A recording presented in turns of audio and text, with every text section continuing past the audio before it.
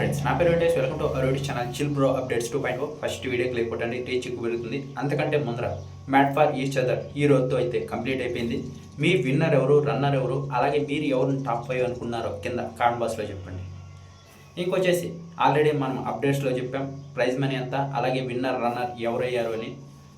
Prize money వచ్చేసి 15 lakhs ఇచ్చారు. ఆ 15 lakhs ఎందుకంటే ఫస్ట్ 50 lakhs అనుకున్నారు, కానీ ఈ షో అంతగా పెద్దగా హిట్ కాలేదు, అందుకే దాన్ని 15 lakhs అయితే చేశారు. షో కనుక హిట్ అయిన ఉంటే ఆ 50 మీదే నిలబడేవాళ్ళు.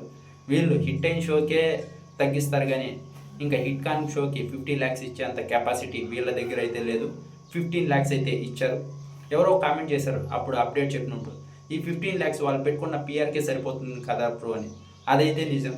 ఇప్పుడు ఎవరైతే ఈ టాప్ 5 కంటెస్టెంట్లు ఉన్నారో వాళ్ళు చాలా పిఆర్ యాక్టివిటీస్ అయితే బయట చేశారు. దానికి చాలా బాగా ఖర్చు అయి ఉంటుంది. ఈ 15 lakhsలో అది ఎంత బొక్కబడుతుందో తెలియదు.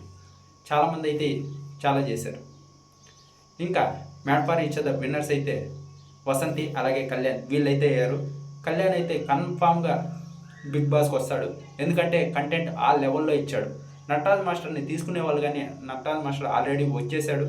ఇదే నా లాస్ట్ షో అని కూడా చెప్పేశాడు కాబట్టి బిగ్ బాస్కి వచ్చాడు. ఇదే లాస్ట్ షో అని చెప్పాడు కాబట్టి ఆయన అయితే తీసుకోరు. కళ్యాణ్ అయితే కన్ఫామ్గా బిగ్ బాస్లో మీరు చూస్తారు కన్ఫామ్గా. ఇంకా రన్నర్స్ వచ్చేసి ఆసియా అలాగే నూక్రాజ్ వీళ్ళైతే అయ్యారు.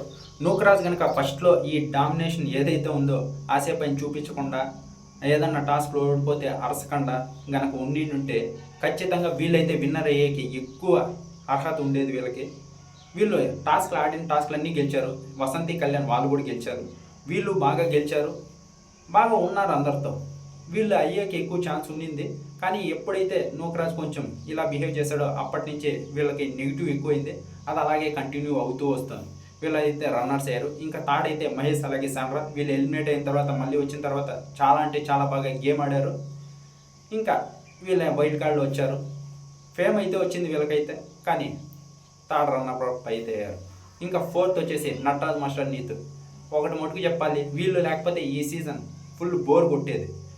టీఆర్పీ కూడా వీళ్ళ నుంచి వచ్చింది, కానీ నటరాజ్ మాస్టర్ నీతు వాళ్ళు ఏవైతే కొన్ని ఓట్స్ వదిలేశారో, బిహేవ్ చేశారో ఆ పద్ధతి అయితే చాలామందికి నచ్చలేదు.